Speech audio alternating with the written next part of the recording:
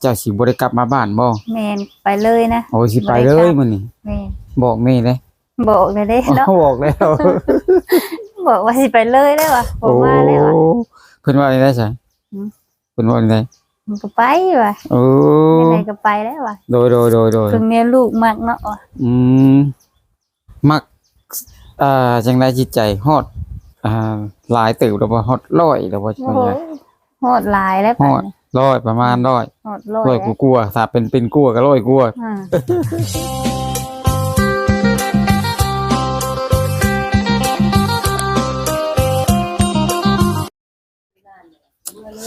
จ้าสบายดีจากตรงนี้มื้อนี้เนาะป้าแต่งตัวสิไปทางไหนมื้อนี้คือแต่งตัวสวยแท้มื้อนี้ไปหาอ้ายเนาะไปหาอ้ายแม่นอ้ายเพิ่นสิมามื้อนี้บ่แม่นอ้ายเพิ่นสิมามื้อนี้เพิ่นสิมาจักมื้อเพิ่นว่าเพิ่นมามื้อนึงมื้อเดียวแม่นคืนเดียวคืนเดียวก็มื้อเลยแม่นคืนเดียวก็มื้อเลยเพิ่นมาแบบใดนี่มาสิมารับน้องบ่มาหับเอาน้องมาหับเอาน้องไปนำแม่เอาน้องไปนำคืนเดียวก็มาว่ากับพ่อกับแม่แล้วก็มาตกลงกับพ่อกับแม่แม่มาตกลงกับพ่อกับแม่เป็นจังได๋ชาท้องมีนี่พร้อมหมดทุกอย่างนะบ่พร้อมเบิดไหนเนาะเพราะหมายถึงว่าพร้อมที่สิไปกับอ้ายนี่พร้อมหมดแล้วแม่โดยนะเพิ่นว่าสิมามื้อนี้ดิคุยกันมาได้จักปีแล้วชาท้องมีคือว่าซื่อใจได้ฮอดเดือนนึงเลยเนาะอันลมกันนี่แหละแม่นอันจีบกันมานี่ได้เดือนนึงได้เดือนนึงเลยบ่ฮอดปีบ่ยังบ่ฮอดปีบ่ยังบ่ฮอดหรอกเนาะโอ้เดือนเดียวบ่ตั้งแต่คบกันมากับเพิ่นนี่ฮอดบ่ปีโอ้ฮอดแล้วปีนึงอะนะแม่นน้องว่าผิดแล้วผิดเนาะว่าผิดได้เป็นปีแล้วแม่นได้ปีนึงแหละก็เข้าใจกันเบิดคู่ย่างเลยเข้าใจเบิดเลยเรื่องที่จะไปจะอยู่จะเป็นอะไรก็คุยเบิดแล้วแม่นคุยเบิดเลยเนาะโดยเป็นยังไงเห็นแต่หน้าตาเพิ่นเห็นแต่ในวิดีโอบ่ยังบ่ได้เห็นแบบหน้าตายังบ่ได้ครบนั่นเห็นแต่น้ำกล้องซื่อนะยังบ่ได้เห็นแบบสดๆยังโดยถ้ามันบ่คือกันได้ใช่บ่คือกันกับน้ำกล้องได้ใช่ต้องมีเฮ็ดจังได๋มันก็สิคืออยู่แล้วว่าเนาะถ้าบ่คือก็สิไปนำเพิ่นได้อยู่เนาะได้แล้วว่าเนาะเฮ็ดบัตรเรียบร้อยแล้วเฮ็ดบัตรเรียบร้อยแล้วแม่บัตรนั้นก็เพิ่นเฮ็ดให้แล้วเด้พาสปอร์ตน่ะทางอ้ายเพิ่นมีจัดการให้เบิดเลยจัดการให้เบิดเลยโดยมีแต่มารับสาวทองมีไปอยู่นำซื่อๆบาดนี้เดี๋ยวเจ้าสิไปเฮ็ดเวียกบ่หรือว่าสิไปจังได๋เฮ็ดเวียกบ่ได้ดอกมันบัตรท่องเที่ยวเด้บัตรท่องเที่ยวสิไปหาอ้ายเพิ่นซื่อแม่สักผ้าสักพรไปหาอ้ายเพิ่นซื่อแน่ไป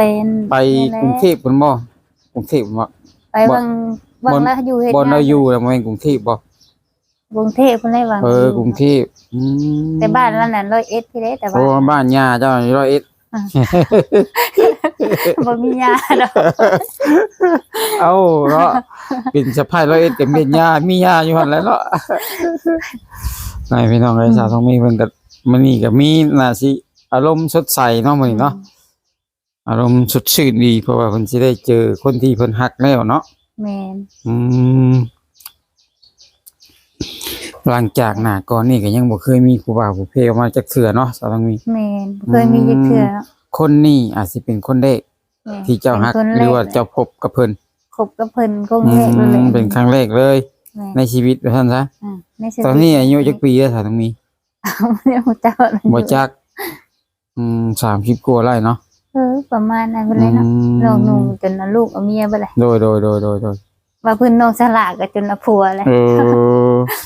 ยังแต่เจ้าเนาะเป็นยังได้เลือกคักเจ้าเนาะบ่ได้เลือกเลยสมว่ารอคอยมาหลายปีแล้วเพราะว่าเพิ่นสิมีหนุ่มไทยเพราะว่าเพิ่นบ่ได้เอาผัวนำบ้านบ่ได้มีแฟนนำบ้านเด้เนาะแม่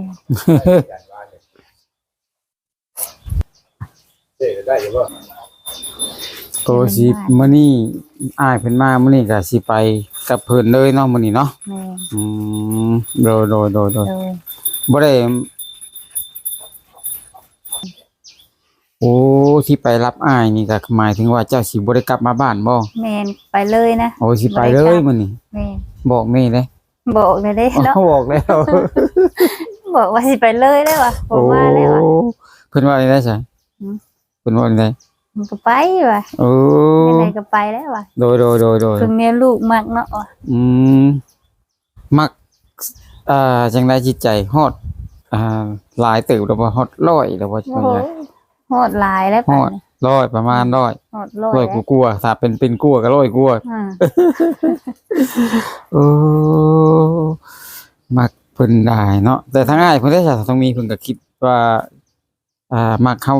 เต็มที่อยู่บ่ แม่เพิ่นก็ว่ามากเต็มที่เพิ่น เต็มใจทุ่มเทคือกันเนาะ ต็มใจเพิ่นว่าเนี่ย ต่างคนต่างทุ่มเท แม่ อืม เนี่ยไหนก็ โดย ตุ้มเท ต่างคนต่างทุ่มที่ไว้พี่น้องเลยเนาะ เอาผู้เดียวนี่นะว่าแล้วก็ โอ้บ่มี เออ บ่มีผู้อื่นอีก บ่มีผู้อื่นอีก แต่ฮักแค่อ้ายยงคนเดียว แม่นฮักอ้ายยงคนเดียวนี่ อื นะ มก็เลยเตรียมห่อผ้าเตรียมหยังแน่ไปมื้อนี้ฮะ เตรียมดิบข้าว เตรียมกับข้าวกับถุง พายไปเอาหนาว่า เออแต่ติบข้าวนี่ขาดบ่ได้ ที่เขาขาดบ่ได้เนาะ แต่เป็นพวกเสื้อผ้านี่ก็คือไปเอาข้างหน้าเลย แม่นไปเอาทั้งหน้า พ่อแม่พี่น้องเลยเนาะ สื้อผ้าก็ เตรียมห่อผ้าเลยชาต้องมีเนาะใจใหญ่ แม่ อืมใช่ว่าเพิ่นสิมาสู่ขอให้เรียบร้อยซะหรือว่าเพิ่นสิตกลงทางโทรศัพท์เอาบ่อยู่สิบ่ แม่นตกลงน้ำโทรศัพท์เพิ่นแล้ววะ เดี๋ยวเป็นเงินค่าสินสอดอีกอย่างหนึงก็สิเอามาให้ อืม สิโอนมาหรือว่าสิฝากพอเขาได้มาก็ได้ ค่ะพอคนหน้ามาให้แล้วเนาะ เอาเนาะพอคนหน้าก็สิได้ไปส่งทางน้องเพิ่นพ่อพี่น้องเนาะส่งน้องทกมีเพิ่นไปหาทางอายงเนาะมื้อนี้เนาะ แม่น โดยอยากให้ FC พ่อแม่พี่น้องหรือว่าให้ผู้ติดตามชมหรือคอยติดตามในเด้อพ่อแม่พี่น้อง เรื่องความรักทั้งคนสองคนนี่เนาะจะสมหวังหรือไม่สมหวังกับมื้อนี้พ่อแม่พี่น้องเลยเนาะเพราะว่าสิได้ฮู้ผลหรือสิได้ฮู้เรื่องมื้อนี้เนาะเราต้องมี แม่นเสริมสมหวังก็แม่นมื้อนี้เนาะ แม่น เพราะว่าทาง FC ของเฮานี่ก็คอยติดตามมาเป็นปีแล้วเนาะเราต้องมีเนาะโดยมื้อนี้มื้อเป็นมื้อตัดสินแล้วพ่อแม่พี่น้องหรือว่าตัดสินหรือว่าตัดเสือกเนาะ แม่น หรือว่าอยากรู้ความจริงหรือสมหวังก็ติดตามเลยพ่อแม่พี่น้องไอ้มื้อนี้เนาะคลิปต่อๆไปเนาะ แม่น เพราะว่าไปเจอทางอ้ายเพิ่นอยู่ท่าลานเลยพ่อแม่พี่น้อง ทาดานบ่ ท่า ได้ ลา เนาะ นสวรรณเขตเลยเนาะ อืม มื้อนี้ทางทีมงานของเฮาเนาะก็สิได้ลงไปส่งน้องทองมีพ่อแม่พี่น้องเอ้ยไปหาทางอายงเพิ่นพ่อแม่พี่น้องน้องทองมีเพิ่นก็ตกลงโปร่งใจหรือว่าทั้งครอบครัวของลาวก็พร้อมเบิดแล้วเนาะน้องทองมี พร้อ เนาะ มเบิดแล้ว อืมโดยพร้อมที่ผู้เบิดแล้วจังไดก็น้องทองมีก็ตอนนี้ก็กำลังนั่งอยู่เฮือนพอน้องโคน่าอยู่พ่อแม่พี่น้องก็กำลังนั่งรอรถเนาะ รอรถเนาะ รอรถมาพ่อแม่พี่น้องเอ้ย รอรถ ถือว่า มา เตรียมห่อผ้าก็ว่าได้ เตรียมเรียบร้อยแล้วเนาะ โดย เป็นน้องทองมีก็บ่เตรียมหลายเนาะเพิ่นอ้ายว่าให้ไปเอาอยู่พุ่น โอ้ เบิดเนาะ น้องก็มีก็บ่ได้เตรียมหลาย แม่น อ้ายเพิ่นว่าให้ไปเอาอยู่พุ่น แม่น เสื้อผ้า แม่นเสื้อผ้าก็อ้ายเพิ่นว่าให้ไปเอาอยู่พุ่นว่ะ โดยหักตัดสินใจนี่คักแล้วเนาะไอ้ตรงนี้ แม่น คิดดีแล้ว คิดคักแล้ว ว่าสิไปนำเพิ่น แม่นไปลำเพิ่นนี่ไหนก็ไปแล้วเนาะเห็นบัตรแหละ โอ้นี่แหละก็ แม่ ไป นน้องก็ไปนะ โอ้ ไฟหามก็บ่อยู่อีก ถ้าอยากไปนี่ทางบ้านห้ามนี่บ่อยู่ แม่นบ่อยู่ได้สิไป เพิ่นก็ห้ามอยู่บ่ เพิ่นก็ว่าแล้วเพิ่นก็บ่หันแล้วเห็นบัตรเลยเนาะ โอ้เพิ่นก็ว่าแบบอยังไงระวังอหยังประมาณนี้เนาะ ระวังตัวว่าหยังอะไรเนาะ โดย เลย แต่ก็บ่เป็นหยังไปหากับนั่นคนที่เฮาฮักคนที่เฮาฮู้ใจเพิ่นเนาะ แม่นฮู้ใจเนาะมีหยังที่เพิ่น เพราะว่า พมให้ ที่ ดี เฮา เนาะ พบกันมานี่ก็ได้เป็นปีเนาะ โอ้ได้เป็นปีเลย แล้วก็เลยฮู้ใจกันหรือว่าเชื่อใจกันเนาะ เจือใจหมันเบิดเลยเนาะ แต่แค่บ่ได้อยู่ร่วมกันซื่อ แค่บ่ได้อยู่นํกันนะแค่บ่ได้นอนนํกันนะหมั่นใจเบิดเลยเนาะ ๆโดย